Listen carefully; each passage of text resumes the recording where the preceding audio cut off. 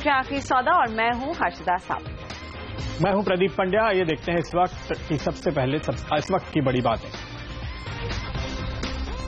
बाजार में निचले स्तरों से एक अच्छी रिकवरी देखने को मिली है। निफ्टी में 9000 के ऊपर टिकने की कोशिश जारी है। 9000 के करीब जाने के बाद आज भी आप देखिए तो निचले स्तरों से काफी अच्छा उछाल देखा गया है। 9020 9030 के आसपास एक बेस बनाने की कोशिश। और इंटरेस्टिंग बात हम ये कह सकते हैं कि पिछले हफ्ते के लोज को हमने रीटेस्ट किया, उससे करीब 4-5 पॉइंट ऊपर ही रुककर वापस आने में कामयाब रहे हैं। तो ये एक संकेत थोड़े से निचले स्तरों पर अभी सपोर्ट बने रहने के कहे जा सकते हैं। इस पर हम डेरिवेटिव मार्केट पर भी नजर डालेंगे, लेकिन निचले स्तरों से जो रिकवरी आई है उसमें योगदान कहां से आया? पावर, आईटी, बैंकिंग, ये हैं खासतौर पे वो सेक्टर्स जिन्होंने इस रिकवरी में पूरा योगदान किया है। वहीं अंतर्राष्ट्रीय बाजारों में कमोडिटी के भाव लगातार टूट रहे हैं, तो मेटल शेयरों में कमजोरी देखने को मिली है। सबसे ज्यादा गिरावट इसी सेक्टर में आई है। लेकिन वहीं ट्रेडर्स क्या कर रहे हैं, जैसे कि हमने पहले बात की, देखिए 9100 के कॉल में जमकर राइटिंग हो रही है। इनफैक्ट 9000 के 9050 9200 सारे कॉल में राइटिंग का सिलसिला जारी है। तो कहीं ना कहीं बाजार पे दबाव बने रहने का ही अंदेशा है। लेकिन इंटरेस्टिंग यह है कि 9000 के पुट में और पोजीशंस कुछ जुड़ी हैं, तो ऐसा लगता है कि 9000 का सपोर्ट अभी बरकरार है। इसीलिए हम जब 9020 के आसपास के पिछले लोज के करीब आए, 9024 पे हमने एक लो बनाया और वहां से रिकवर हुए हैं। तो अब ऐसा लग रहा है कि मार्केट 9000 और 9100 के बीच में कहीं एक्सपायरी की तैयारी कर रहा है। जी हां, और उन्हीं लेवल्स के आसपास इस समय ट्रेड बनता दिखाई दे रहा है। देखिए दिन का लो, जैसे आपने अभी मेंशन किया प्रदीप, 9026 के आसपास था। वहां से अब हम 9060 के लेवल्स पर आ चुके हैं, यानी कि हल्की सी रिकवरी है। अभी भी दबाव में इंडेक्स दिखाई दे रहा है। सेंसेक्स में भी हम देख रहे हैं करीब 100 अंकों की गिरावट देखने को मिली थी। 125 पॉइंट नीचे फिलहाल ये इंडेक्स अभी भी करता हुआ ट्रेड। बैंक से निचले लेवल से रिकवरी आई है, लेकिन मिड कैप इंडेक्स आपकी स्क्रीन पर अब आया और ये इनफैक्ट रिकवर कर रहा है। पॉजिटिव टेरिटरी में था शुरुआती कारोबार में, फिर थोड़ा सा फ्लैट हुआ, अब कोशिश कर रहा है पॉजिटिव टेरिटरी में आने की। बैंक निफ्टी एक समय ऐसा था जहां पर इसमें 100 पॉइंट से ज्यादा की गिरावट बनती दिखाई दी थी, और अब स्थिति आप देखेंगे महज 17 अंकों की ही गिरावट रह चुकी है। और आपको बताते हैं आज बाजार में हमारी नजर कहां होगी। आखिरी सौदा में एक्सपायरी का हफ्ता है, तो ऑप्शंस में कहां और कैसे बनेगा पैसा, ये जानेंगे राहुल शाह से। इसके अलावा कल टायर कंपनियों और सरकार के बीच एंटी डंपिंग ड्यूटी को लेकर एक अहम बैठक होने वाली है। उससे पहले आज टायर शेयरों में रणनीति क्या होनी चाहिए, इस पर खास फोकस रहेगा। इंडिया इन्फोलाइन के संजीव भसीन हमारे साथ जुड़ेंगे उनकी स्ट्रैटेजी और उनके पसंदीदा शेयर्स बताने के लिए। और रोज की तरह अभी क्या लॉन्ग करें और क्या शॉर्ट, ये भी आपको बताएंगे। अब से कुछ ही देर बाद 3 बजे लेकर आएंगे निफ्टी कॉल और 3:15 बजे BTST या STBT। और कौन से शेयर जहां पर आज एक्शन ज्यादा देखने को मिल रहा है, ट्रेडर्स एक्टिव है, ये आपकी स्क्रीन पर अब लेकर आते हैं। देखिए आज मुनाफा वसूली पर ही फोकस है, लेकिन इस गिरते बाजार में बैंकिंग शेयरों में कुछ सहारा आया है। PNB, bank of Baroda, central, Andhra bank, Canara bank, PSU bank फिर से आज फोरफ्रंट पर है। खरीदारी इसमें देखने को मिल रही है। हालांकि वीकर साइड क्या है, मेटल शेयर में स्टील काउंटर्स, खासकर JSW, सेल, टाटा स्टील जैसे काउंटर्स में दबाव 3% तक का। हिंडाल्को, वेदांता पर भी आज हम देख रहे हैं मुनाफा वसूली हावी। साथ ही तेल कंपनियों में भी रिलायंस, ऑफ कोर्स वो सेबी के मामले की खबर आने के बाद 3% आज नीचे है। साथ ही साथ ONGC, केन में भी हमने देखा है करीब 1 से 1.5% तक का नुकसान आज बनता दिखाई दे रहा है। लेकिन मिड कैप इंडेक्स पर हमने नजर डाली, जो निचले लेवल से कुछ रिकवर करता हुआ, और कुछ गेनर्स आपकी स्क्रीन पर मैं लेकर आ रही हूं। NIIT 7% ऊपर, फिनोलेक्स केबल में 5% का उछाल, सिंटेक्स, बॉम्बे डाइंग, जेट एयरवेज, ये कुछ काउंटर्स है जहां पर आज हमने देखा है लोगों ने खरीदारी ही की है। और आइए नजर डालते हैं आज चार्ट पे। एक्सपायरी का हफ्ता है और हम देख रहे हैं वॉलेटिलिटी काफी बढ़ गई है। बाजार में जबरदस्त उतार चढ़ाव देखने को मिल रहा है। और आज अगर आप देखें तो हमने दरअसल कमजोरी दिखाई और उसके बाद बहुत ही शार्प रिकवरी देखने को मिली है। शुरुआत हम इसी ट्रेंड लाइन से कर रहे हैं। देखिए क्यों, क्योंकि ये बहुत पुरानी ट्रेंड लाइन है। हमने 7900 के आसपास से जो तेजी देखी और उस पर हमारा फोकस बना हुआ है, क्योंकि इन दिनों बाजार यही तय करने की कोशिश कर रहा है कि ये ट्रेंड इंटैक्ट है या टूट गया है। और आज का दिन बहुत ही इंपॉर्टेंट है इस लिहाज से, क्योंकि पिछले हफ्ते हमने इस ट्रेंड लाइन को एक दिन के लिए तोड़ा था, फिर हम इसके ऊपर निकल गए थे। और आज का जो हाई है वो बिल्कुल इसी ट्रेंड लाइन पर आता है, यानी 9090 के आसपास ये एक रेजिस्टेंस है और वहां से हम नीचे गिरे। शार्प रिकवरी दिखी है, लेकिन क्या हम इसके ऊपर जा रहे हैं, मुश्किल है फिलहाल तो कहना। लेकिन इसका मतलब एक साफ है, अगर आज आपको बाजार 9080 के ऊपर बंद होता हुआ नहीं दिखाई देता है, 9080 पे अपना कोई भी मंदी की पोजीशन है तो स्टॉप लॉस रखिए। अगर 9080 के ऊपर बाजार निकलता है तभी आप चिंता कीजिएगा, वरना नहीं। ये मान के चलिए कि फिलहाल शायद ये कमजोरी थोड़ी और आगे बढ़ सकती है। हालांकि 9000 के लेवल पर अभी भी काफी पोजीशंस बरकरार है, लेकिन बाजार धीरे धीरे नीचे की ओर ही रुख कर रहा है और शायद यही वजह है कि अब आप देखिए तो 8800 पे भी काफी हद तक पोजीशंस अच्छी खासी बनने लगी हैं। तो 9000 का लेवल हो सकता है, ये रिस्क है बाजार के इस ट्रेंड को देखते हुए कि 9000 का लेवल एक बार ही टूटता हुआ नजर आए।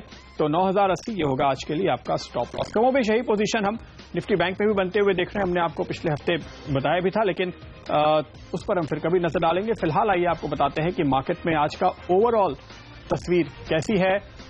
फेयर एंड ग्रिड मीटर और ये देखिए 51 पर आता हुआ, तो 50-50 का मामला दिखाई दे रहा है। हालांकि दबाव काफी हद तक दिखाई दिया है और पिछले सेशन के मुकाबले आप देखिए तो ये स्विंग भी दिखाई देता है, पर ब्रॉड मार्केट में मिड कैप और स्मॉल कैप में इतना पैनिक नहीं है और शायद यही वजह है कि हमारा फेयर एंड ग्रिड मीटर आज पॉजिटिव जोन में हल्का सा ट्रेड करता हुआ।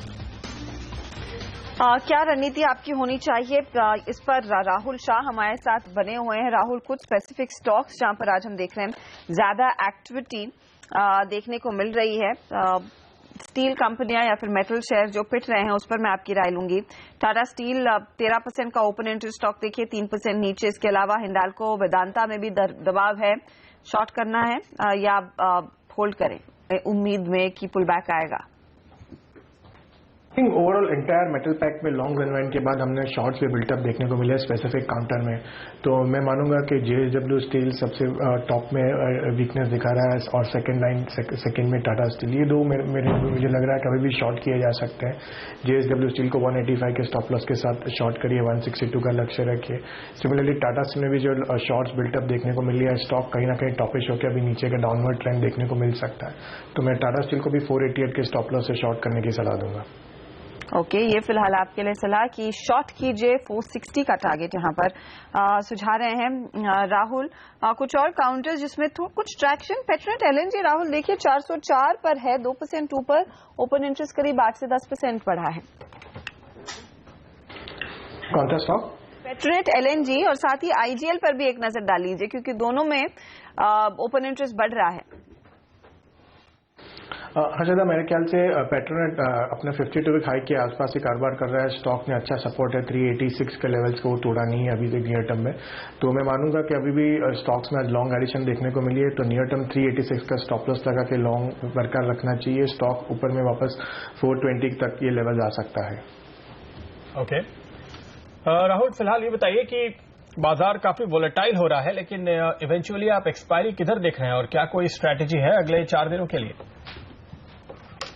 प्रदीप जी, जिस तरह से निफ्टी का हमने ऑप्शन की राइटिंग देखी है 92 के हाईएस्ट ओपन इंटरेस्ट कॉल्स में और 91 में भी आज देखने को मिली है और नीचे 88 और 9000 के बीच में अच्छी खासी बिल्टअप देखने को मिली है, तो मैं मानूंगा कि 9000 का मेजर सपोर्ट डेफिनेटली मार्केट ले सकता है नियर टर्म के लिए, और ये नेक्स्ट एक्सपायरी तक भी मेरे ख्याल से 9000 सपोर्ट ले सकता है। तो रिस्क टू रिवॉर्ड फेवरेबल रहेगा बाजार लॉन्ग्स के साइड पे, और बाजार रेंज में रहेगा। 9160 ऊपर जाना मुश्किल लग रहा है नियर टर्म में, तो 9050 की मैं कॉल लेने की सलाह दूंगा एक्सपायरी के लिए काम करने के लिए जो एट द मनी रहेगी। तो 40 रुपए के आसपास कारोबार कर रही है, वो 30 रुपए के स्टॉप लॉस से 80 रुपए के लक्ष्य के लिए रॉन्ग करने की मैं सलाह दूंगा। सिंटेक्स एक स्टॉक है जिसमें काफी इंटरेस्ट अब फिर से देखने को मिल रहा है। आज आप देखेंगे करीब 3-4% का उछाल इसमें। क्या आप तेजी की पोजीशन होल्ड करना, कैरी करना फायदे का सौदा रहेगा?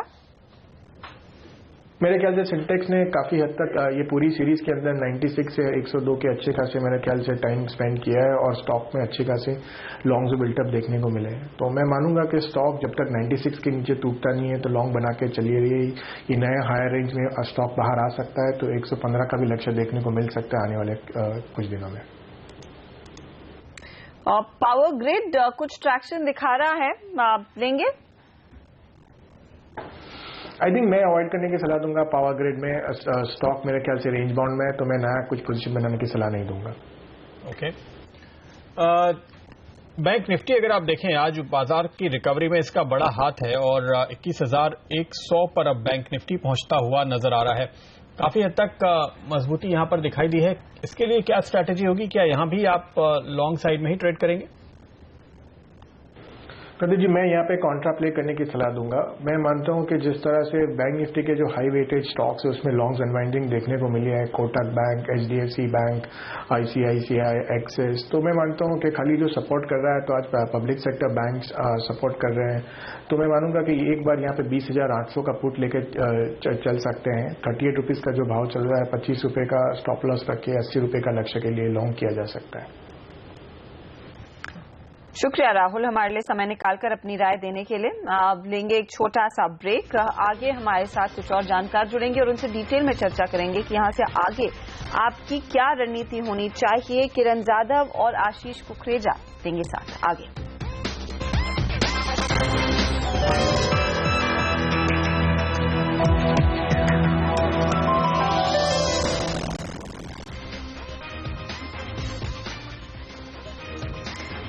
और आखिरी आधे घंटे का ट्रेड या 1 घंटे का ट्रेड, और देखिए मूड तो वैसे बदल नहीं रहा है। हमारे साथ हमारे दोनों जानकार जुड़ गए हैं, आशीष कुकरेजा और साथ ही किरण जाधव। किरण, दबाव में बाजार है लेकिन बैंक निफ्टी जिस तेजी से रिकवरी दिखा रहा है, क्या उम्मीद है कि शायद हम थोड़े से बेटर ग्राउंड पर समाप्ति दिखाएंगे, स्पेशली एक्सपायरी देखेंगे, क्योंकि 9,050 पर एक सपोर्ट लिया, या फिर जैसे हम पहले भी चर्चा कर रहे थे 9,030 पर।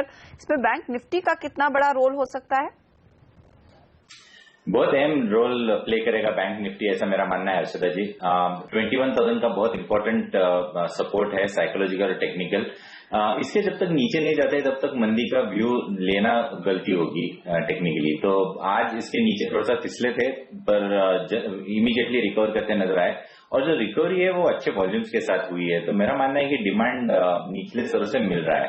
अभी 21,175 जो परसों का और आज का भी हाई है, वो एक बार निकल जाए तो अच्छी खासी आपको शॉर्ट कवरिंग देखने को मिल सकती है। और मेरे ख्याल से वेडनेसडे तक हम 21,350, 21,400 के लेवल्स भी छू सकते हैं। वहीं पे अगर निफ्टी की बात करें तो इम्पोर्टेंट सपोर्ट जो कि प्रदीप जी भी थोड़ी देर पहले कह रहे थे, अभी जो स्विंग लो था उन्हीं लेवल्स के करीब हमने अच्छा सपोर्ट लेते हुए हम देखे, और उधर से वापस एक बार अच्छा ट्रैक्शन देखते हुए हम निफ्टी ऊपर जा रहा है। तो मेरा मानना है कि अगले 2 ट्रेडिंग सेशंस में यानी बुधवार तक निफ्टी 9130, 9150 के लेवल्स टेस्ट करता नजर आएगा। अभी बैंक निफ्टी कितना उसको मदद करता है वो देखना पड़ेगा, पर मेरा मानना है कि बैंक निफ्टी अच्छी खासी आपको मदद करते हुए देखने को मिलेंगे। ओके, तो फिलहाल आप उम्मीद कर रहे हैं कि निफ्टी और बैंक निफ्टी तेजी में है। बैंक निफ्टी इस बीच पॉजिटिव जोन में लौटता हुआ भी नजर आ रहा है। वहीं फिलहाल देखते हैं कुछ खास स्टॉक्स जिनमें आज हमने बड़े उतार चढ़ाव देखे हैं। तो किरण, रिलायंस पे आप क्या कॉल दे रहे हैं? रिलायंस मुझे लगता है कि कोई खास इतने नेगेटिव न्यूज होते हुए इतने कुछ खास गिरावट देखने को नहीं मिली है। अभी करीबन सपोर्ट के नजदीक है। 1250 एक इम्पोर्टेंट सपोर्ट है, उसी के गिर्द अभी रिलायंस ट्रेड करता नजर आ रहा है। मुझे नहीं लगता इन लेवल से बहुत ज्यादा गिरावट देखने को मिलेगी। अगर बाय करना है तो मैं कहूंगा कि 1265 की राह देखनी चाहिए। 1265 के ऊपर अगर रिलायंस चलता है तो एक बहुत अच्छी मूव आपको देखने को मिलेगी, जो कि वापस आपको 1280, 1290 के लेवल्स आपको स्टॉक देता नजर आएगा इमीडिएट बेसिस पे। अभी के लिए बाय करना है तो एग्रेसिव इन्वेस्टर्स जो है उनके लिए रहेगा, एग्रेसिव ट्रेडर्स और investors.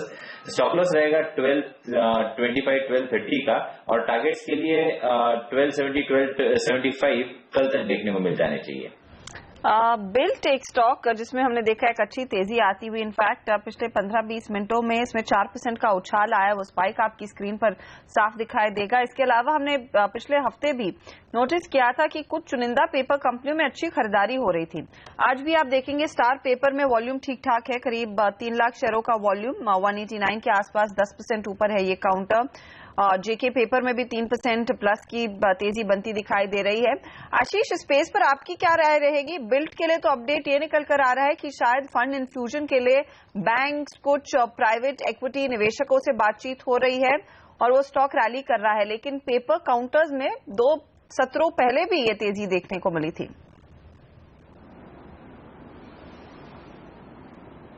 I think it has to be linked with Harshada, जिस तरीके से प्राइजेस प्ले आउट हो रहे हैं रॉ मटेरियल के, और समहाउ थोड़ा सा फ्लेयर हम लोग कमोडिटी ड्रिवन जो स्टोरीज हैं उसमें देख रहे हैं. So I think I would read into it कि बिकॉज थोड़े आने वाले समय में प्राइजेस को स्ट्रेंथनिंग होते हुए देखेंगे, जिस करके और valuations wise most of these counters are fairly placed. Depend वो करता है कि कौन सी कंपनी कौन से प्रोडक्ट में ज्यादा प्रेजेंट है, बिकॉज मार्जिन जो प्रोफाइल है हर प्रोडक्ट की डिफरेंट है. उस हिसाब से अगर देखने जाएं तो probably built is definitely better placed.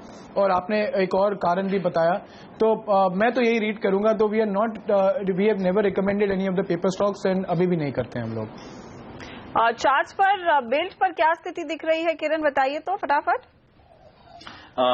Ballabhpur पे मुझे कुछ खास ऐसे मूव नहीं दिख रही है. Medium term long term charts अगर देखते हैं तो ऐसा कुछ खास नहीं दिखाई दे रहा है, पर शॉर्ट टर्म ट्रेंड थोड़ा सा अच्छा दिखाई दे रहा है. मुझे लगता है कि इधर से 2-4 रुपए का मूव बिल्कुल देखने को मिलेगा, पर परसेंटेज वाइज कुछ खास नहीं है. वहीं पे अगर आप स्टार पेपर की बात कर रहे थे तो स्टार पेपर मुझे अच्छा दिखाई देता है. निचले स्तरों से बहुत अच्छी मूव हमने देखी है. शायद 2-3 दिन साइडवेज कंसल्ट करेगा, क्योंकि ऑल टाइम हाईएस्ट के करीब ये स्टॉक ट्रेड करता नजर आ रहा है. करंट लेवल से 190 से 210 एक बहुत इंपॉर्टेंट रेजिस्टेंस जोन है. वो एक बार निकल जाए तो वापस एक बार जो हमने मूव अगस्त सितंबर अक्टूबर में देखी थी, ऐसी कुछ मूव हम 210 के ऊपर देखने को मिलेंगे. ओके. साथ ही किरण, आज का दिन अगर आप देखें सबसे ज्यादा जो मंदी हुई है वो स्टील शेयरों में होती हुई. JSW देखिए, सेल देखिए या टाटा स्टील देखिए, और रोल ओवर भी अच्छे खासे हैं. JSW में करीब 37-38% रोल हो चुके हैं, सेल में 35% रोल हो चुका है, टाटा स्टील में आज पिकअप हुआ है रोल. कल तक यानी फ्राइडे तक 10% था, वो आज 22 हो गया. तो लग रहा है कि काफी मंदी की पोजीशन बन रही है और रोल भी हो रही है.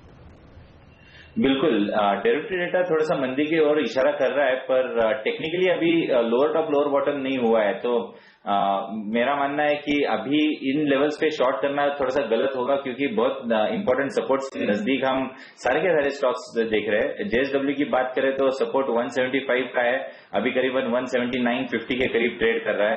टाटा स्टील का इंपॉर्टेंट सपोर्ट 465 है, 477 पे ट्रेड कर रहा है. तो 7-8 रुपए के लिए मंदी करना ये बराबर बात नहीं होगी, क्योंकि risk to reward ratio profile में नहीं बैठता है. ओके, तो यहाँ पर पोजीशंस हल्की ना करे, अग्रेसिव शॉट ना करे, लेकिन क्या कोई साइंस की साइकिल टर्न होती दिखाई देगी आशीष, या फिर थोड़ा सा पेन देखने को मिलेगा इन कंपनियों को और शायद वो रिजल्ट्स में भी रिफ्लेक्ट होगा?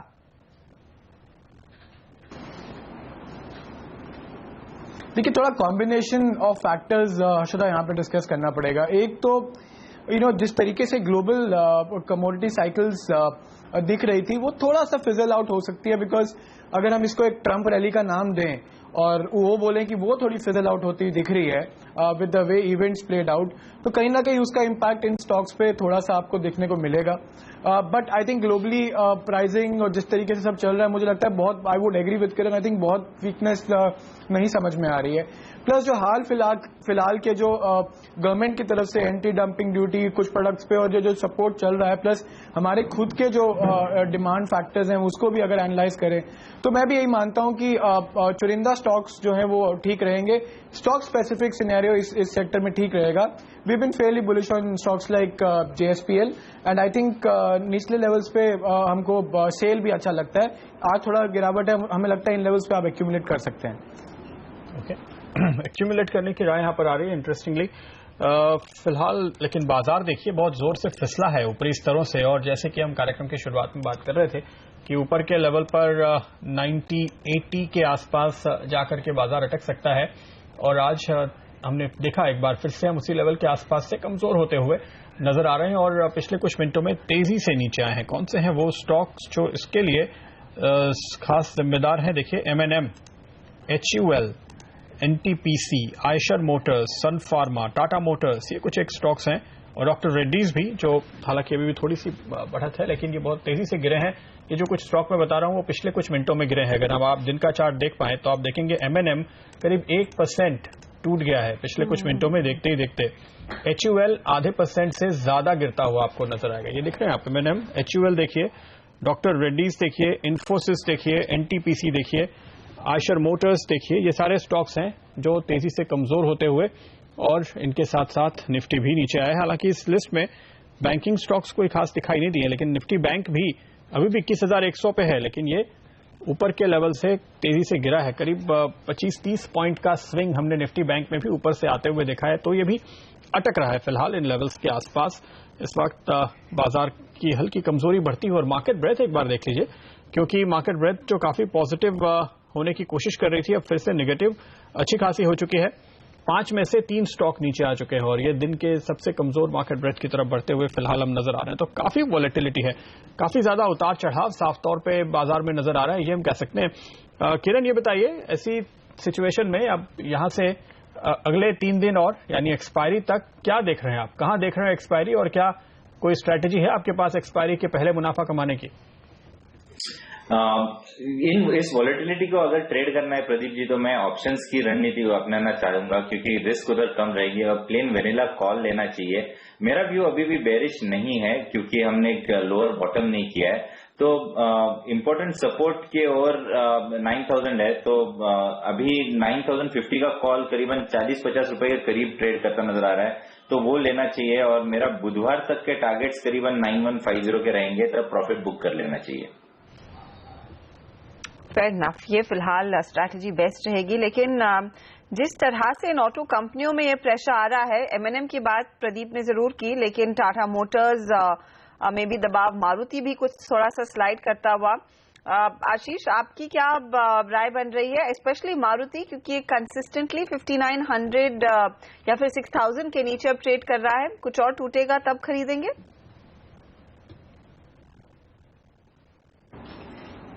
देखिए, आई थिंक जिस तरह की से इंडेक्स पे प्रेशर लग रहा है, आई थिंक जहां पे थोड़ा वैल्यूएशन स्टेज थे वहीं पर हमको थोड़ी सी इस समय थोड़ा दिख रहा है कि प्रॉफिट टेकिंग जैसा सिनेरियो है। जरूर मार्केट इन लेवल्स पे थोड़ी फ्रेजाइल है और I think that's it reason in stocks में हमको देखने को मिल रही है। प्लस जिस तरीके से आज मॉनसून के बारे में आया, तो कहीं ना कहीं एक सेंटिमेंटल इम्पैक्ट ऑटो पे हमें हमेशा आते हुए दिखता है।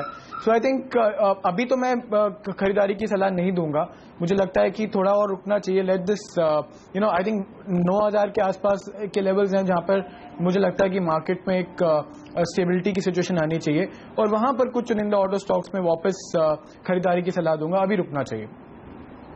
अभी फिलहाल आपको रुकने की राय है, इंतजार करें यहाँ पर। लेकिन देखिए, बाजार कमजोर तो हो रहा है, लेकिन कुछ स्टॉक जो इस बाजार में भी मजबूत हो रहे हैं और अच्छे खासे वॉल्यूम के साथ। इंटरग्लोब एविएशन पे आप नजर डालें, 3% की तेजी और वॉल्यूम औसत से करीब 25% ज्यादा। जेट और स्पाइस में भी काफी मजबूती तो है ही। किरण, आप क्या चुनेंगे?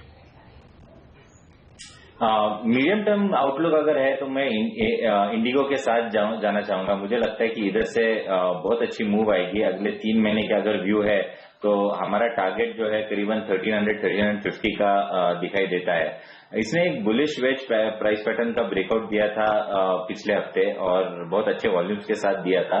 डिलीवरी मार्किंग भी बहुत अच्छी खासी देखने को मिल रही है, तो मुझे लगता है कि इधर से 1300-1350 के लेवल्स जल्दी देखने को मिलेंगे, तो मैं इसके साथ जाना चाहूंगा। सेकंड प्रेफरेंस रहेगा स्पाइस में भी इधर से करीबन 15% की मूव देखने को मिल सकती है। जेट में आज सवेरे कुछ अच्छी मूव देखने को मिल रही थी, पर मेरे ख्याल से अगर ये दोनों स्टॉक्स पोर्टफोलियो में है तो काफी अच्छा दिखाई दे रहा है, क्योंकि बाद में फॉलो अप बाइंग जेट में देखने को नहीं मिल रहा है। ओके, ये फिलहाल जेट थोड़ा सा अटकता हुआ। इनफैक्ट स्पाइस जेट को लेकर भी यही कह रहे थे कुछ जानकार कि 100 के आसपास वो अटकता है। वो देखिए 99.6 पर है, उससे ज्यादा बढ़ा नहीं है। लेकिन सरकार 1 जुलाई से जीएसटी लागू करने की पूरी तैयारी कर रही है, लेकिन आईटी कंपनियों के संगठन नैस्कॉम के प्रेसिडेंट आर चंद्रशेखर के मुताबिक अब भी जीएसटी में आईटी सेक्टर से जुड़ी कुछ दिक्कतें दूर नहीं की गई हैं। आर चंद्रशेखर से एक्सक्लूसिव बात की हमारी संवाददाता दीपाली नंदा ने। सुन लेते हैं। जो एक सबसे बड़ा टैक्स रिफॉर्म है जीएसटी, अब वो एक रियलिटी बनता हुआ दिखाई दे रहा है। अगर हम आईटी इंडस्ट्री की बात करें तो किस तरह का रिफॉर्म आप इस सेक्टर में देखते हैं? देखिए, जहां तक आईटी सेक्टर का सवाल है, जीएसटी में कई सारे इश्यूज हैं जो इस वक्त एक क्लियर सॉल्यूशन हमें नहीं दिखाई दे रहा है। जैसे कि जो असेसमेंट होता है, एक सिंगल पॉइंट या मल्टीपल पॉइंट्स होंगे या सिंगल पॉइंट होगा रजिस्ट्रेशन के लिए, रिटर्न्स के लिए, असेसमेंट के लिए। और दूसरी बात यह है कि वैल्यूएशन ऑफ सर्विसेज किस तरह से होगा, क्योंकि आईटी एक इंटेंजिबल है, उसको ना मेजर किया जा सकता है, ना उसका वैल्यूएशन आसान तरीके से कोई थर्ड पार्टी कर सकता है। और तीसरी बात यह है कि place of supply of service, जो जीएसटी में एक बहुत ही इम्पोर्टेंट इशू है। आईटी में place of provision of service भी उसमें उसको आइडेंटिफाई करने में काफ़ी मुश्किलें हैं, क्योंकि सर्विस जो है वो कई जगह से दिया जा सकता है और कई जगह को डिलीवर किया जा सकता है साइमल्टेनियसली, और ये डायनामिकली चेंज किया जा सकता है। मतलब कि जो सर्विस दे रहे हैं एक क्षण में एक जगह से दिया जा सकता है और दूसरे क्षण में दूसरे जगह से दिया जा सकता है। तो इस माहौल में ये जो जीएसटी के कुछ कॉन्सेप्ट्स हैं जो एक फिजिकल वर्ल्ड से जुड़े हुए हैं, वो सीधे तरह से हम अप्लाई नहीं कर सकते हैं। इसीलिए हमने कहा है कि जीएसटी में आईटी सेक्टर के लिए कुछ स्पेशल प्रोविजंस होनी चाहिए। कुछ स्पेशल प्रोविजंस की मांग अभी भी नैस्कॉम करता हुआ। याद रखिए 29 तारीख को माना जा रहा है कि बहस होगी जीएसटी पर संसद में, उस पर हम अपडेट्स आपके लिए लेकर आएंगे। जरूर हम लेंगे फिलहाल एक छोटा सा ब्रेक, लेकिन जब लौटेंगे निफ्टी पर आपके लिए जानकारों की स्ट्रैटेजी बताएंगे और साथ ही बीटीएसटी कॉल्स भी। बने रहिए सीएनबीसी आवाज पर।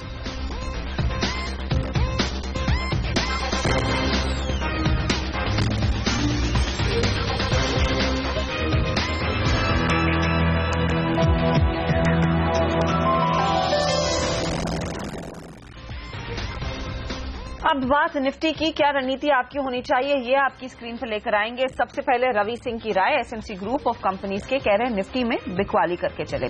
9000 का टारगेट दे रहे हैं, 9100 का स्टॉप लॉस, अगले 2 दिनों में ये लेवल्स आएंगे।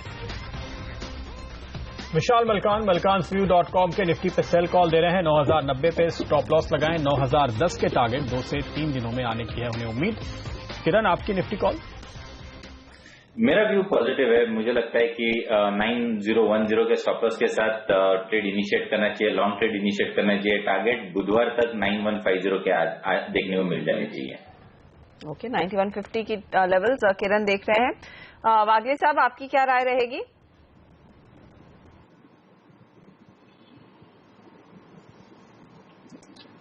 आफ्टरनून हर्षदा, मेरा भी पॉजिटिव व्यू रहेगा। 9000 के स्टॉप लॉस से बाय करें फॉर अ टारगेट ऑफ 9150। 1 से 2 दिन का व्यू है।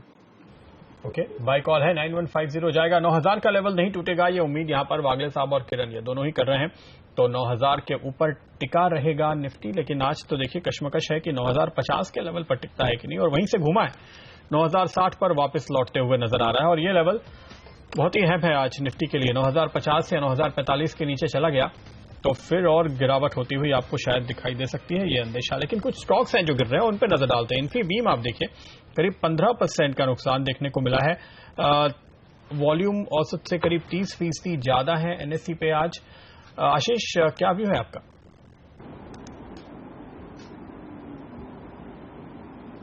I'm afraid I don't track this counter. Stock in fact अब गहरी मार खाता हुआ। चार्ट्स पर कुछ दिख रहा है क्या? कुछ कह पाएंगे किरण? हाँ, अच्छी खासी वॉल्यूम्स के साथ वन वे ये स्टॉक 1400 से करीबन 1176 तक नीचे आ गया है। चार्ट पे कोई पैटर्न नहीं है, पर बेरिश वेज का पैटर्न का ब्रेकआउट आज ही मिला था 1350 का, और जो कि टारगेट आने चाहिए थे वो भी आ गए। तो अभी इन लेवल्स पे शॉर्ट करना मुनासिब नहीं होगा, पर जिनके पास डिलीवरी बेस्ड बाइंग है उनको एक बार इस स्टॉक से बाहर निकल जाना चाहिए।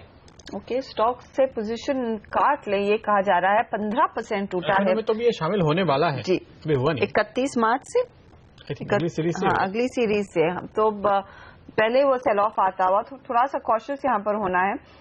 लेकिन एक स्टॉक जो थोड़ा सा सरप्राइज मूव दिखा रहा था वो है डीवीज लैब, वो आपकी स्क्रीन पर लेकर आते हैं। आपको याद होगा बीते हफ्ते वाइजैक की यूनिट पे एक इम्पोर्ट अलर्ट आया था, उसके बाद गहरी मार खाई इस शेयर ने। कंपनी ने तब कहा था कि 5% का ही एक्सपोजर है और उसी पर उतना ही इम्पैक्ट पड़ता हुआ दिखाई देगा। आज एक कॉल हुआ, अब कंपनी कह रही 5% से भी कम का हिट देखने को मिलेगा कंपनी के बिजनेस पर उस पर्टिकुलर इम्पोर्ट अलर्ट के बाद। आशीष, इस स्टॉक पर आपकी क्या राय बन रही है, क्योंकि यहाँ पर हमने देखा काफी रिकवरी आई है, एटलीस्ट दिन के लो से, या फिर बीते हफ्ते की चाल जो थी वो भी स्क्रीन पर लेकर आएंगे, कुछ इम्प्रूवमेंट है? देखिए, मुझे लगता है कि अब फार्मा थोड़ा अभी कैसे बोलते हैं ना कि एकदम खतरनाक वाला सेक्टर हो गया है अभी, क्योंकि बहुत अनसर्टन एनवायरनमेंट बन चुकी है इस समय। अलग अलग रेगुलेटर्स के पास है, इश्यूज आ रहे। Can you hear me? जी, हमें आपकी आवाज आ रही है आशीष। सो आई थिंक कॉल के बावजूद आप देख रहे हैं कि कुछ खास रिकवरी नहीं है स्टॉक में। इसका मतलब बहुत से एनालिस्ट खुश नहीं है जिस तरीके से क्लैरिफिकेशन आई है। कुछ बायबैक की भी बातें करी, बट डॉक्टर रेड्डी का 3100 का बायबैक था, देखिए अभी कहां पर है। आई थिंक फार्मा में इस समय सन फार्मा को छोड़ के जहां पर जो ये वाली इश्यूज हैं वो थोड़े थोड़े आने, जो भी कम्युनिकेशन कंपनी की तरफ से आ रहा है वो क्लैरिटी दिख रही है। आई थिंक अदरवाइज मुझे लगता है थोड़ा दूर रहना चाहिए। और डीवीज में आई बिलीव कि कोई अगर अपसाइड बनता भी है, जो आपने आज की कॉल का इवेंट बोला, मुझे लगता है कि वो एक सेलिंग अपॉर्चुनिटी होगा। बहुत ज्यादा कंफर्ट नहीं आया है आज की कॉल से, और कुछ और भी कंसर्न हमारे सामने आ रही है कि बहुत ही मामूली असर है, बहुत सारी दवाओं को एग्जम्पशन दिया गया है, बहुत ही limited number of the medicine पे असर पड़ेगा। अगर ये कॉल में कंपनी कह रही है, तो या तो आप ये कह रहे हैं कि आपको इस पर भरोसा नहीं है, नहीं तो ये स्टॉक जो 800 रुपए था हफ्ते भर पहले, आज 650 पे भी ये इस पे सेल कॉल क्यों आएगी?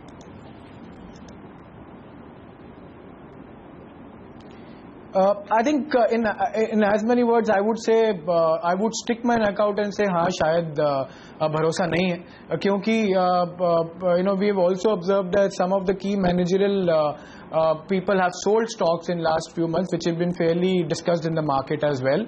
So I think इन सब combinations को लेके अगर मैं आगे बढ़ूं, और अभी एक प्लांट पे जो इश्यूज आए हैं, पता नहीं अब आगे आने वाले टाइम में और क्या क्या कंसर्न्स रेज हो सकते हैं। So not comfortable in the sector and specially not in Divi's. In fact आज इस पूरे सेक्टर में हमने देखा काफी प्रेशर है, और बिंदो, लुपिन, सिप्ला, दिग्गजों में भी मुनाफा वसूली हावी होती हुई दिखाई दे रही है, और डीवीज लैब इनफैक्ट थोड़ा सा ट्रेंड के विपरीत जाता हुआ। हमारे साथ संजीव भसीन साहब भी जुड़ने वाले थे, एक चेक कर लेते हैं। अच्छा, आ गए हैं भसीन साहब। डीवीज पर कोई आपकी इंसाइट है? आशीष बिल्कुल कन्विंस नहीं है आज की कॉल के बाद, हालांकि मैनेजमेंट ने दोहराया है कि सिर्फ 5% या फिर उससे कम के ही प्रोडक्ट्स पर इंपोर्ट अलर्ट का असर देखने को मिलेगा। देखिए अर्शिता, ये शेयर ने बहुत अंडर परफॉर्म किया है, और आई वुड से कि पहली बात, इसमें इतना बड़ा निवेश एफआईज और डोमेस्टिक इंस्टीट्यूशंस का था विदाउट एनी केवियट, तो इट्स क्वाइट शॉकिंग कि ऐसी ऐसी रेवलेशंस आई हैं। और आई वुड से कोई भी रैली मिले निकलिए, it would be better if you are in more prudent names. तो हम 3 नाम सजेस्ट करते हैं, लुपिन, सिप्ला और सन फार्मा ऑन डिक्लाइंस, अगर आपको फार्मा में रहना है। लेकिन हम अभी भी सोचते हैं फार्मा में ये अनसर्टेनिटी और अटकलियां लगती रहेंगी, तो अभी उसकी वैल्यूएशन बहुत अट्रैक्टिव हो गई, 600 रुपए, 620 रुपए। इस कारण से कोई पुल बैक बाइंग आ सकती है, बट उसकी अंडरटोन अभी भी वीक है, और मैनेजमेंट के ऊपर अब कॉन्फिडेंस इन्वेस्टर्स का अभी कुछ टाइम के लिए वीक ही रहेगा। ओके, तो यहां से निकलने की ही राय है फिलहाल आपके लिए। इन तमाम क्लैरिफिकेशंस के बावजूद बाजार को इस पे भरोसा नहीं है और गिरावट आ सकती है। भसीन साहब, लेकिन ये बताइए कि क्या कोई लेवल आपने दिमाग में रखा है जहां पे अगर आ जाए तो फिर डीवीज के बारे में सोचा जाए? नहीं, हम देखिए Pradeep, we would want to avoid this stock and this sector में भी अंडरवेट हैं, क्योंकि इसमें आप देखिए 1-1.5 साल हो गया, डॉक्टर रेड्डी से लेके डीवीज लैब पर कुछ ना कुछ रोज नेगेटिव आता है। आज आप 9200 के पास हो और ये शेयरों में जिसने निवेश किया है वो पैसे लूज कर रहा है, तो उसके लिए तो इंडेक्स 6000 का हो या 9000 उसको तो फर्क नहीं पड़ता। तो it's been a very sad mishap. और जैसे आपको हमने पहले भी कहा है, there was over valuation and over ownership in ये फार्मा की स्टॉक्स पे, और जब when the going was good तो ये हर चीज को पार कर रहे थे। अब द गोइंग इज बैड और उनमें अब वैल्यूएशन चाहे अट्रैक्टिव हो, I would say it's better to be in at 9,000 to be cautious, और उन नाम में होना चाहिए जहां आपको विजिबिलिटी और आगे की ग्रोथ दिखती है। विजिबिलिटी कहाँ दिख रही है? उसमें लुपिन, सन फार्मा, सिप्ला के नाम यहाँ पर भसीन साहब दोहरा रहे हैं। एक स्टॉक अगर इस पर एक टेक चेक दीजिए वागले साहब। GSFC 124 रुपए 75 पैसे पर ट्रेड कर रहा है, करीब 2-2.5% का मूव आया है इसमें पिछले 20 मिनटों में।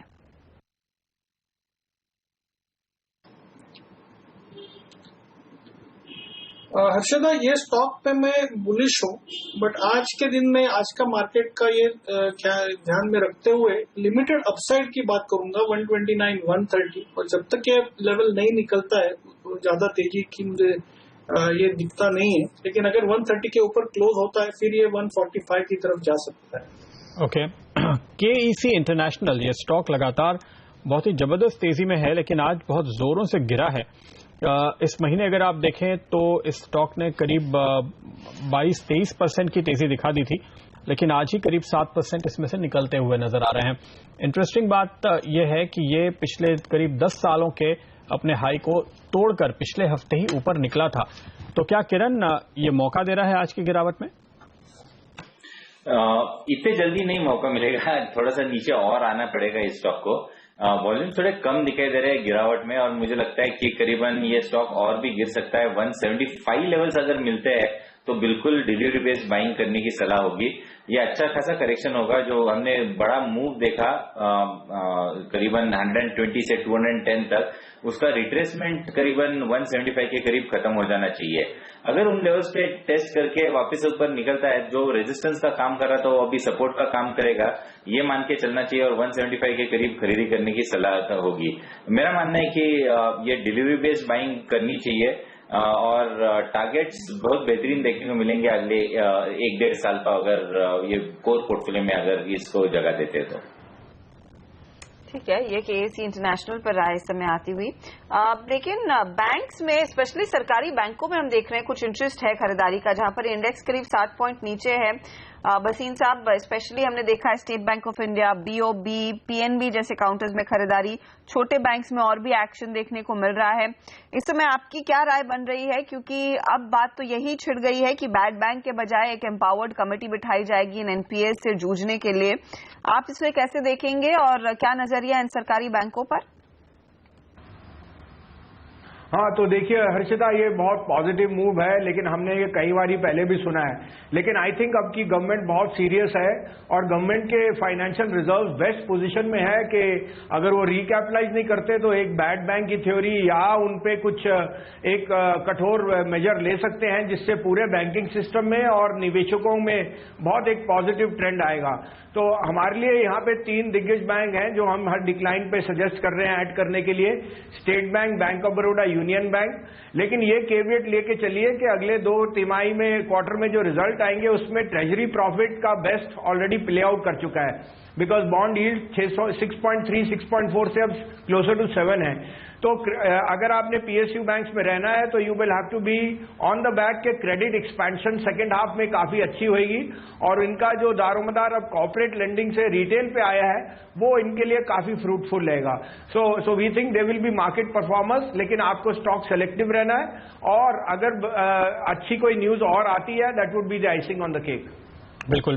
इस पे हर्षिता, मैंने आज जिन भी लोगों से बात किया इसके पहले भी रनअप में, बैंकर्स भी और एक्सपर्ट्स भी वो कह रहे हैं कि वो ये जो एम्पावर्ड कमेटी की बात है, सिर्फ एक ही चीज देखना चाहते हैं, वो ये कि बैंक्स को पता है कि NPA है, बैंक्स को ये भी पता है कि इस NPA को हमें बेचना है, लेकिन वो ये फैसला नहीं कर पा रहे कि किस भाव पे बेचें।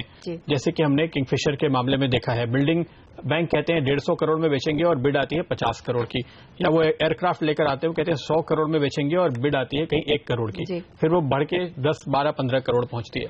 तो ये जो बड़ा हेयरकट लेना पड़ेगा अगर आपने कम दाम में बेच दिया, तो क्या ये एम्पावर्ड कमेटी ये कहेगी कि हाँ ये वैल्यूएशन सही है और आप इस पे बेचिए?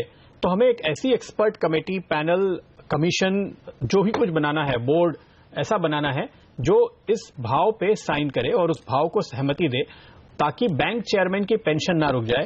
कल को कोई भी इन्वेस्टिगेटिंग एजेंसी आकर के या कोई भी कोर्ट आकर के, बिल्कुल यही दिक्कत है और कोई दिक्कत है ही नहीं। एनपीए की प्रॉब्लम किसी भी बैंक चेयरमैन से पूछे, वो केवल यही कहती कि ये काम करा दो मेरा। तो ये जो एम्पावर्ड कमेटी है, अगर वो यही काम कर देती है तो हो जाएगा। देखिए पहले बैंक बोर्ड ब्यूरो बना था, तब भी फीजिबल है, क्योंकि ये प्रॉब्लम में कोई ओनर्स नहीं लेना चाहता है, तो किसी को लेना पड़ेगा ना। चाहे तो आप सीबीआई की कमेटी बना दीजिए ना, चाहे तो आप हाईकोर्ट जजेस की कमेटी बना दीजिए। जो भी इस पे ऑब्जेक्शन रेज करने वाले हैं फिर कोई ऑब्जेक्शन नहीं आना चाहिए। अगर ये नहीं होगा तो फिर ये भी ठीक है, एक और मेजर हो गया। तो अभी तक यही हो रहा है, प्रॉब्लम यही है, क्योंकि ये सभी को पता है कि इस एसेट का भाव नहीं है और मार्केट प्राइस है। अगर आप कंपिटिटिव बिडिंग में बेचना, अगर आप ये कहते हैं कि 5 बिडर कम से कम चाहिए, तो फिर ठीक है ना, उसके बाद और फिर ऑब्जेक्शन लेने का क्या मतलब होता है। देखते हैं यहाँ पर क्या स्थिति निकल कर आती है। लेकिन अगर आपने कुछ स्टॉक खरीदना हो आशीष इन पीएसयू बैंकों में, आपकी पहली पिक इस समय क्या रहेगी?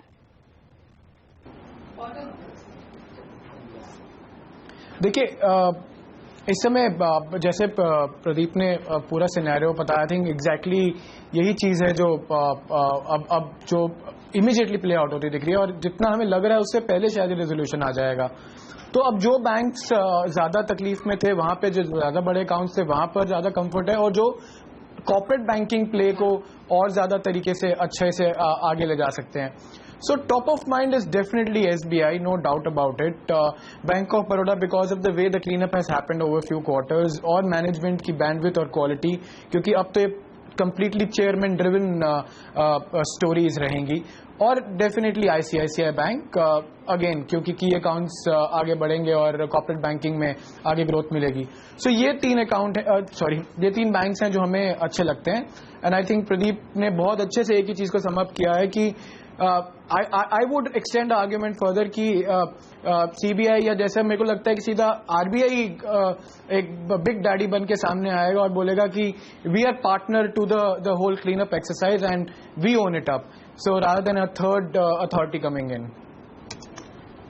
इस बीच BTST की बारी आ रही है और उसके बाद हम इन्फीबीम और BML की भी बात करेंगे, क्योंकि इन्फीबीम नेशनल लेवल से रिकवर कर रहा है। हाँ, 0.5% रिकवर, मतलब आधे से ज्यादा रिकवरी आ गई है। 1111 ये था इसका लो, 1111 रुपए, और अब ये 1274 पे है। तो पूरे 100 रुपए की रिकवरी आई है, काफी स्मार्ट रिकवरी इसमें। इस पर आगे चर्चा करेंगे, लेकिन BTST की बारी है तो देख लेते हैं हमारे जानकारों की ओर से क्या पोजीशन सुझाई जा रही है। सबसे पहले जय ठक्कर की राय कह रहे हैं कैडला हेल्थ केयर खरीदिए, 460 का टारगेट 439 के आसपास आप लगाइएगा स्टॉप लॉस। वहीं जय के रेडार पर एक और शेयर है बिकवाली वाला, माइंड ट्री बेचने की सलाह है, 450 के टारगेट के लिए इसे बेचे और 471 पर रखिएगा स्टॉप लॉस। मानस जायसवाल.com के मानस जायसवाल बाय कॉल दे रहे हैं DCB बैंक पे, स्टॉप लॉस 166 पे लगाएं और टारगेट 178 के आ सकते हैं। यहां पर ये एक तेजी का कॉल है। और वहीं सेल इंडिया सीमेंट, यहां पर ये शॉर्ट कॉल दे रहे हैं, स्टॉप लॉस 157 का टारगेट 145 के। किरण, आपके BTST या STBT?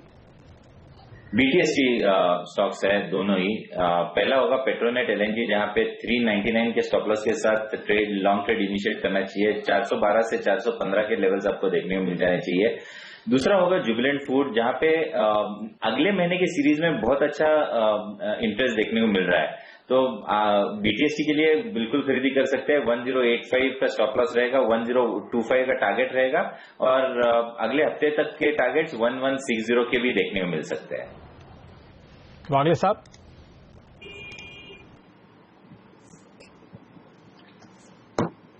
प्रदीप, मेरे दोनों BTST होंगे। पहला होगा LIC हाउसिंग फाइनेंस, 603 के स्टॉप लॉस से बाय करें फॉर अ टारगेट ऑफ 618। दूसरा होगा Petronet LNG, stop loss 401, target 415। Okay, ये फिलहाल अपॉर्चुनिटीज ट्रेड की। इनफैक्ट पेट्रोनेट पर हम पहले भी बात कर रहे थे। गुजरात गैस पर भी एक राय दे दीजिए वागले साहब, ये भी 5-6% ऊपर है।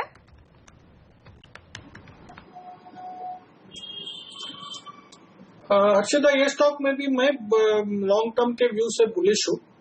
मुझे पैटर्न अच्छा लग रहा है।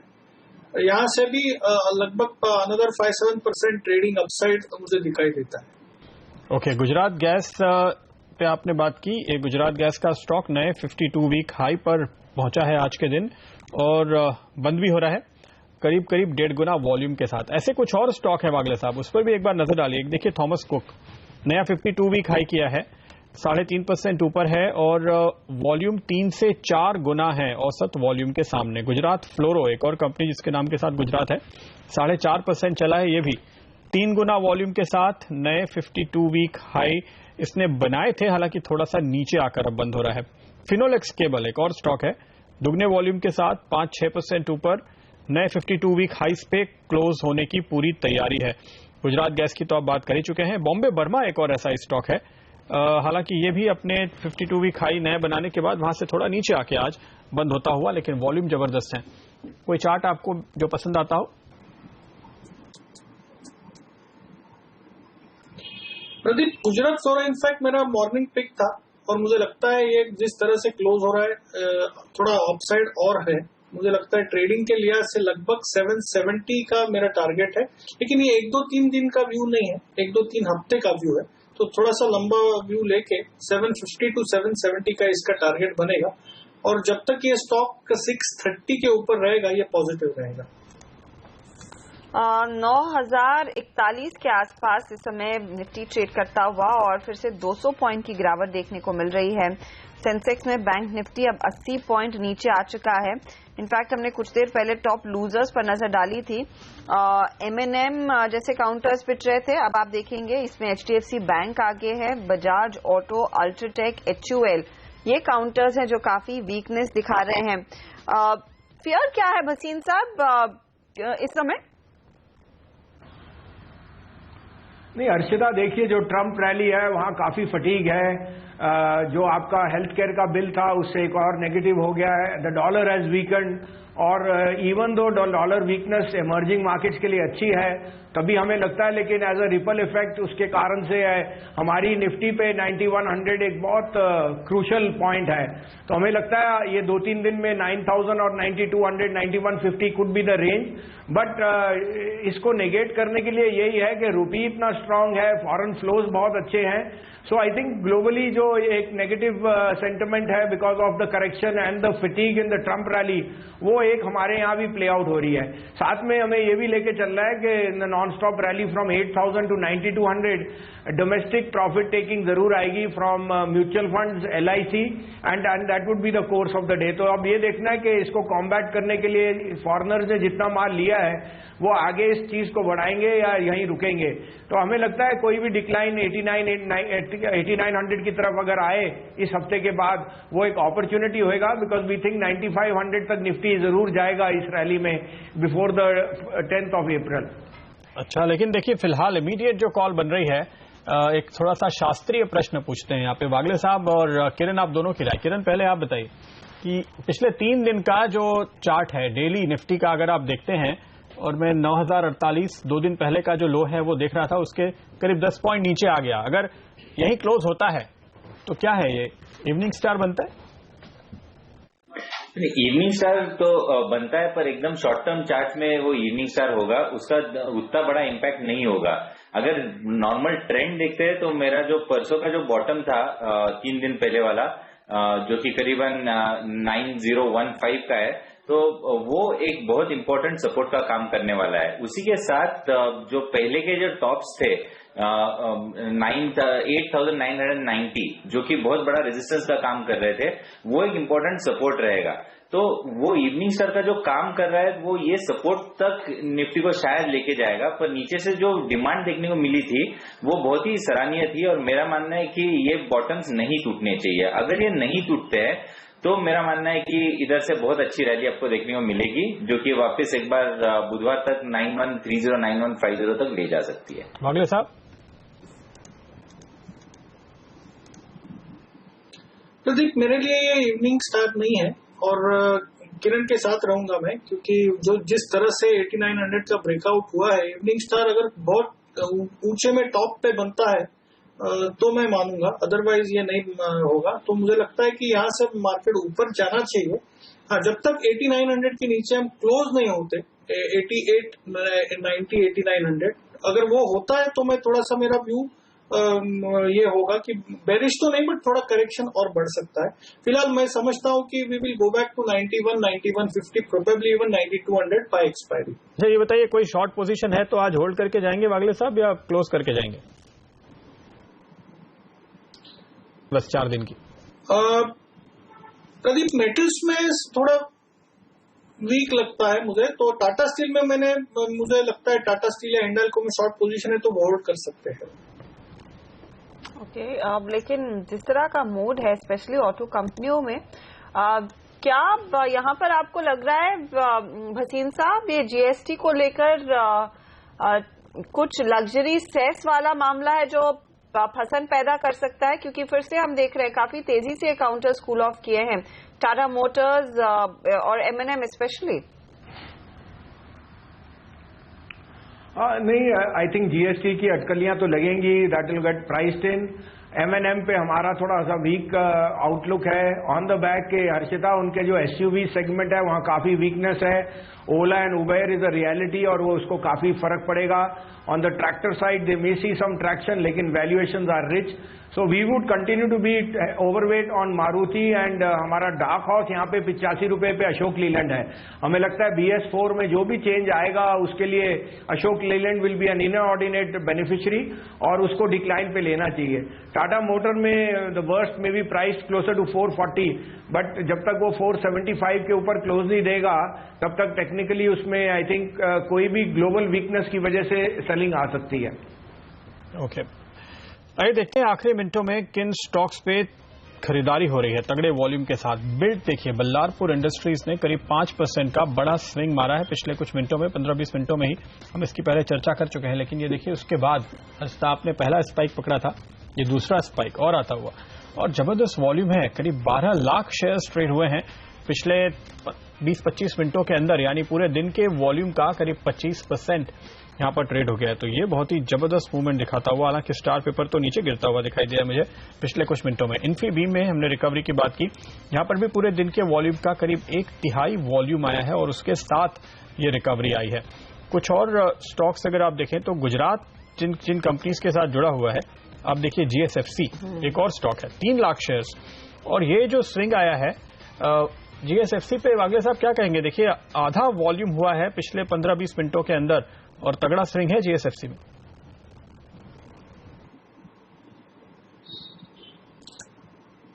प्रदीप, आवरली चार्ट तो काफी पॉजिटिव है।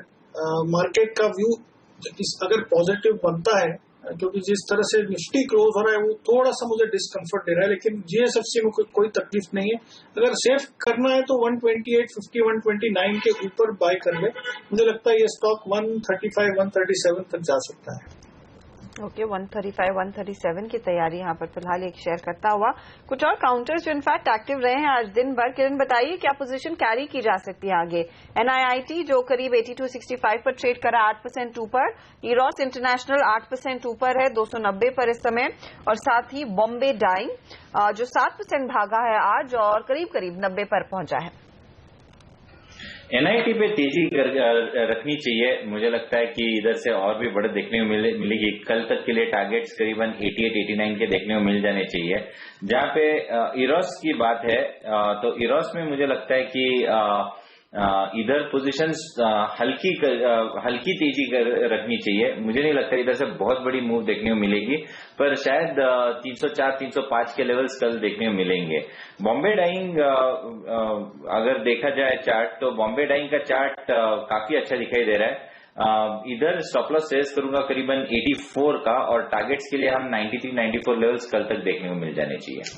ओके, आशीष, एक सवाल जो सुबह से पूछ रहे हैं और समझने की कोशिश कर रहे हैं, ये जो कल अमेरिका में, पिछले हफ्ते अमेरिका में बिल पास नहीं हो पाया हेल्थ केयर वाला, उस पे अमेरिकन मार्केट्स ने तो थोड़ा सा रिएक्शन दिया, लेकिन उसके बाद डाउ फ्यूचर्स पे अगर आप नजर डालें, और इस वक्त डाउ फ्यूचर्स की क्या पोजीशन है ये एक बार आपको दिखाते हैं, क्योंकि शायद मार्केट पूरा रिएक्शन आज देंगे, और आज अपनी क्लोजिंग को देखते हुए मुझे लग रहा है कि हमारे मार्केट भी कहीं ना कहीं डाउ में एक अच्छी खासी गिरावट को डिस्काउंट करने की कोशिश कर रहे हैं। तो देखिए कल सुबह आएंगे तो शायद आपको 150 पॉइंट नीचे कम से कम डाउ फ्यूचर्स दिख सकता है। ये डिस्काउंटिंग हमने अभी की है। क्या लगता है आपको कितना बड़ा ये सेटबैक है? क्योंकि वहां पे तो कई एक्सपर्ट ये कह रहे थे कि 5% तक डाउ गिर सकता है, अगर ये बिल गिर गया तो बिल तो गिर गया।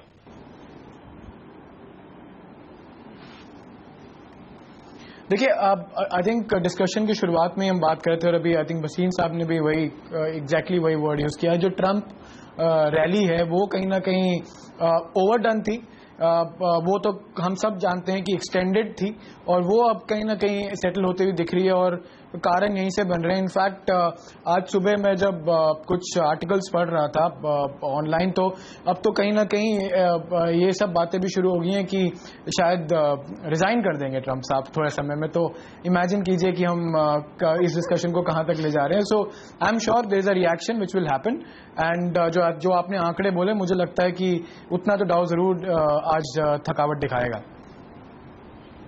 ओके, और उसी की तैयारी, शायद उसी का रिफ्लेक्शन हम भारतीय बाजारों में भी साफ देख रहे हैं। तो जाते जाते दिग्गजों में देख लेते हैं क्या पोजीशंस बदलती हुई दिखाई दे रही है। इनफैक्ट HUL जैसे स्टॉक में भी कुछ सेल साइड की पोजीशन आ रही है 900 के नीचे। क्या स्थिति बन रही है वागले साहब, बताइए, बेचेंगे?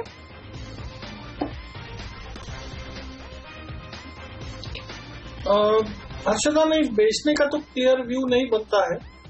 मैं वेट करूंगा और भी क्लियर। अगर 880 ब्रेक करता है तो ही मेरे लिए ये वीकनेस मैं मानूंगा। आई थिंक यहाँ से बाउंस बैक होगा। ये 890 और 910 ये रेंज में थोड़ा टाइम स्पेंड कर सकता है, तो बेचूंगा तो नहीं।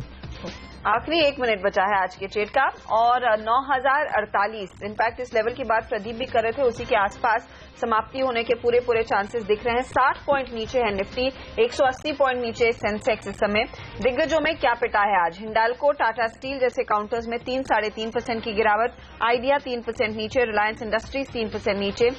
फार्मा कंपनियों में आज बिकवाली हावी थी और बिंदो जैसे स्टॉक्स आज नरम पड़ते हुए। सन फार्मा, लुपिन ये दूसरे काउंटर्स है जहां पर हमने देखा 2 से 2.5% का नुकसान। और चुनिंदा tech counters, HCL tech, Wipro में कुछ प्रेशर आज जरूर देखा गया है। इसके अलावा आप देखेंगे गेल, ONGC जैसे स्टॉक्स भी कुछ नरम ही पड़े हैं। हालांकि थोड़ा सा सहारा मिला है PSU बैंकों की ओर से। हालांकि इंडेक्स करीब बैंक निफ्टी की मैं बात कर रही हूँ 80 पॉइंट नीचे जाकर टिकेगा, लेकिन bank of Baroda, state bank of India, PNB, Canara bank, central bank, ये कुछ काउंटर्स थे जहां पर आज कुछ खरीदारी के सौदे जरूर बनते दिखाई दिए। इसके अलावा निजी बैंकों में इंडसइंड बैंक की ओर से सहारा जरूर मिला है। तो कुल मिलाकर समाप्ति 9050 पर या 52 पर ये होती हुई। तो प्रदीप 9048 का वो लेवल एडजस्ट होने के बाद देखिएगा उसके नीचे आएगा। लेकिन कमजोर रहा है मार्केट, जिस तरह की चाल देखने को मिली है मिड कैप्स पर भी वो दिखा। बिल्कुल, और मार्केट ब्रेड दिन के सबसे कमजोर लेवल पर आकर बंद होते हुए 5.5 लाख करोड़ का कुल वॉल्यूम हुआ है। कैश मार्केट का वॉल्यूम भी अगर आप देखिए 31,000 करोड़ पे, तो हम ये इंटरेस्टिंगली कैश मार्केट में लगातार 30,000 करोड़ के आसपास का वॉल्यूम देख रहे हैं, वो बरकरार है। आज के दिन हालांकि दिन के आखिर में ये जो क्लोजिंग हुई है एडजस्ट होकर आएगी, इतनी मुझे ठीक नहीं लग रही।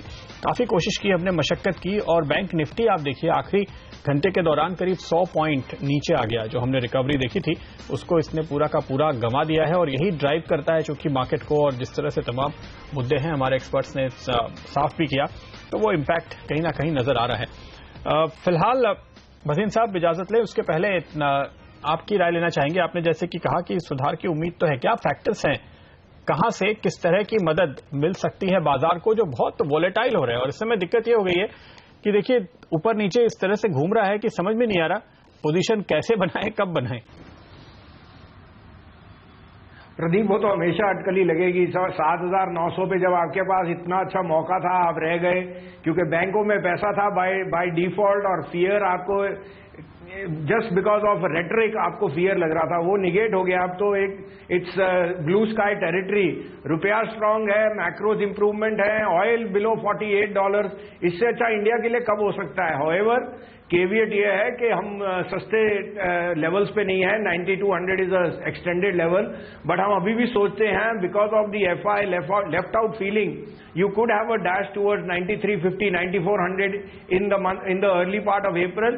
उसके बाद जैसे रिजल्ट्स आएंगे, क्योंकि लार्ज पार्ट ऑफ रिजल्ट्स अगर वीकर देन एक्सपेक्टेड आए तो आई थिंक वहां से एक जरूर सेल ऑफ आ सकता है। तो I would be cautious, but अभी हम सोचते हैं यहां से 300 पॉइंट का और यूफोरिया बनेगा। उसके बाद हम we will wait for results and then take it from there. Okay, शुक्रिया आपका भसीन साहब, और साथ ही संदीप पागले, आशीष कुकरेजा और किरण जाधव, आप सभी का बहुत बहुत शुक्रिया आज हमारे साथ जुड़ने के लिए। और आइए देखते हैं अब स्टॉक 2020 का रिजल्ट।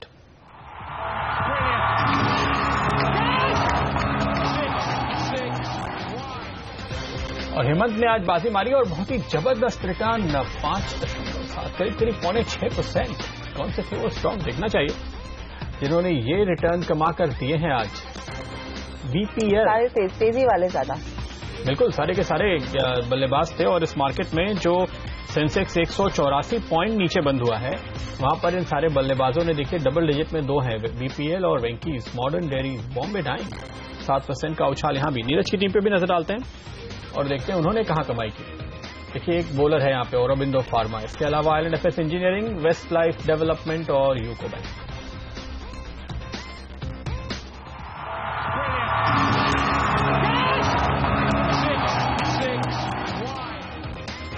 और इसके साथ ही आखिरी सौदा में फिलहाल वक्त से इजाजत लेने का, लेकिन आप बने रहिए क्योंकि आगे बाजार का पूरा रिकैप लेकर आएंगे मार्केट टॉप 20 में। नमस्कार।